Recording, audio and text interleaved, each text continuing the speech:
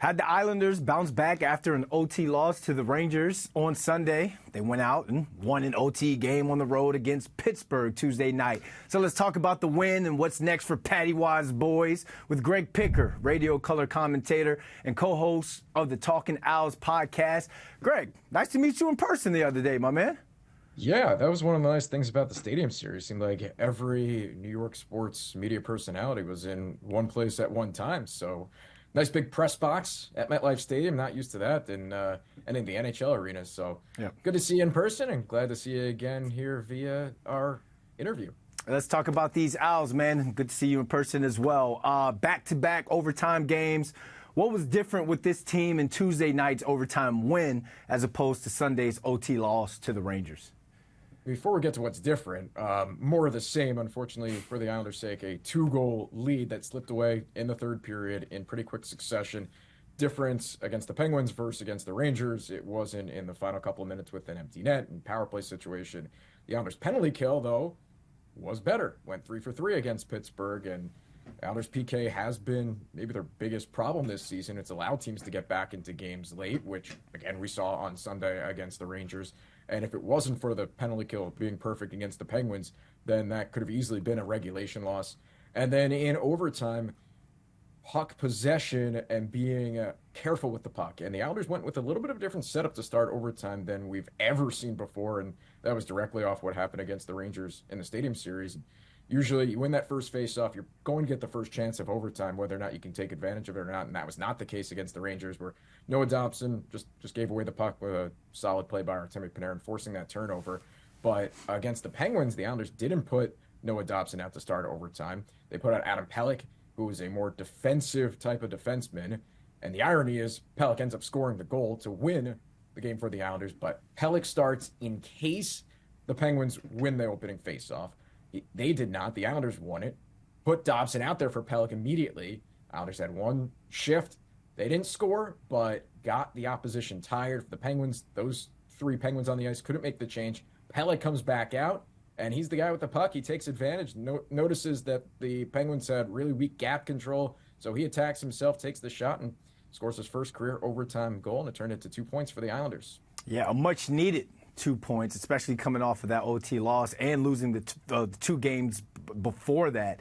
Next up on this 2-game road trip, they're going to head out to St. Louis to play the Blues on Thursday night. It's the first matchup this season between these 2 teams. What are your initial thoughts on this matchup going up against the Blues? Well, first of all, this is a matchup between 2 teams that have made a coaching change in season, and that's been pretty common around the NHL. So not the only time we're going to say that this year. But St. Louis is the only team the Islanders have not faced this year. They were a game under NHL 500 with former New York Islander Craig Berube as their head coach, and he was the guy behind the bench who took over midseason in 2018-19 when the Blues actually won the Stanley Cup. So he's out. Drew Bannister comes in, and the Blues have been 6 games over with him. And they're kind of in that murky middle in the Western Conference where there is a group of teams that are clearly not going to be a top 3 team in their division and clinch a playoff spot that way, but are all within contention for a wild card spot. And St. Louis is right now sitting in that second wild card spot. So they're in a strange position where a lot of people would have thought, okay, maybe it's time to retool or even rebuild. They went for more of a retool approach, and right now they have a decent chance to hit the postseason, but probably not the best odds to go on a deep run. The Islanders will see them a couple times the next few weeks because the last quarter of the season, so not a whole lot of time left for St. Louis to come to Long Island, but they will in early March as well. So I'm going to ask you who needs to step up big time for the Islanders to win this matchup. But when you said that the Blues made a coaching change within the season as well, just like the Islanders, who has the coaching advantage since these are 2 new coaches to these teams?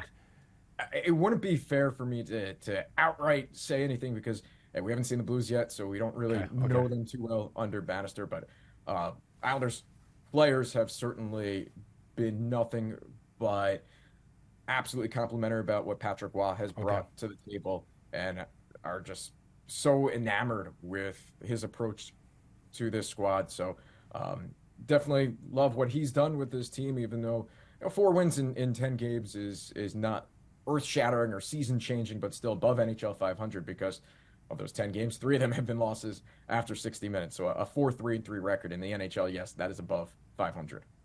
Yeah, the way you're talking about how the players really like or really are coming around to Patrick Waugh, it's like the Raiders when Antonio Pierce took over. You heard Max Crosby, Devontae Adams, and all those guys rave about what AP was able to do in that short amount of time.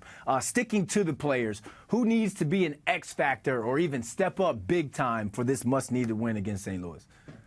Well, I'm going to throw it out as a couple of questions because the Islanders didn't have a practice today in St. Louis, so we don't know what the lineup is going to look like tomorrow. But two key questions. Number one, the health of Casey Cizikas. He blocked a shot on the penalty kill in the beginning of the third period last night, did not return. So is he okay? If not, wouldn't be surprised to see Kyle McLean called back up from the Bridgeport Islanders, who was up for a stretch when Cizikas was hurt earlier this season, early this calendar year, 2024, when Casey again blocked a shot and was out for a stretch, and he's just a heart and soul type of player. He's always going to give up the body. Unfortunately, that means once in a while you're going to miss some time, and McLean filled that fourth line, identity line, center role perfectly, scored a memorable goal during that stretch as well. So does McLean have to come up? We'll probably find out tomorrow morning.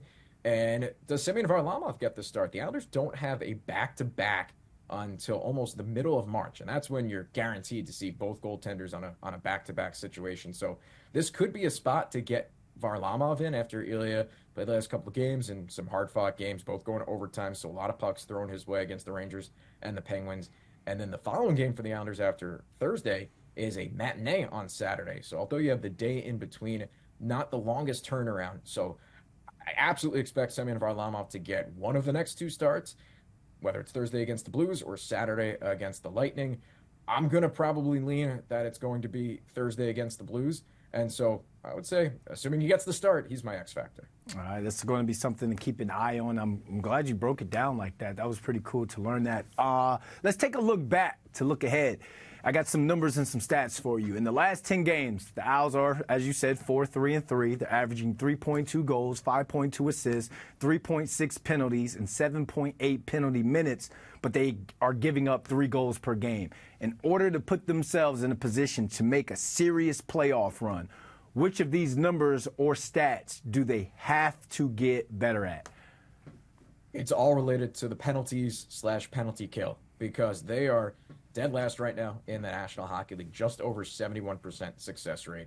And that would be the worst season in the history of the New York Islanders on the PK. And this is a team that just a few years ago, and really in the last few years, that was maybe its biggest strength. Even 2 years ago when the Islanders missed the postseason, they still finished 4th in the National Hockey League on the PK. So you almost took it for granted as someone following this team that they were just always going to be near the top of the National Hockey League in that category. So we saw what happened against the Penguins on Tuesday night. The Islanders went perfect, 3 for 3 on the PK. And yes, against a Penguins power play that's towards the bottom of the National Hockey League, 30th. And just coincidentally enough, if they don't improve, it would be their worst ever season in the franchise's history on the power play. But the Islanders went perfect on the penalty kill, won the game. If you can continue to play well on the PK, which has been fairly seldom this year, but if the Islanders can turn that around, then they're going to have a great shot at turning this ship around and getting into the postseason. They're not all that far out. Looking again beyond tomorrow against the Blues, that's a Western Conference team. You have the Lightning coming in on Saturday, and the Bolts are just a few points ahead of the Islanders, and the Islanders have games in hand. And we saw the Islanders absolutely throttle Tampa Bay 6-2 just a couple weeks ago at UBS Arena. So that's the game that I'm circling right now this week. Even though every game matters, that's the one that I'm really looking forward to. I'm going to have to circle that one, too. I'm going to have a beer when I watch it. Greg, tell the people they can find you. Yeah, follow me at Greg Picker here, but also thank you again for acknowledging at Talkin Isles. That's our podcast where we have spoken to many historical figures from Islanders history, guys that have been part of this franchise from 1972 to today. So if you want to learn about the history, you learn it from the voices that have seen it from day one. And NewYorkIslanders.com/Talkin Isles. That's talking without the G. Hey, we're just going to end that right there.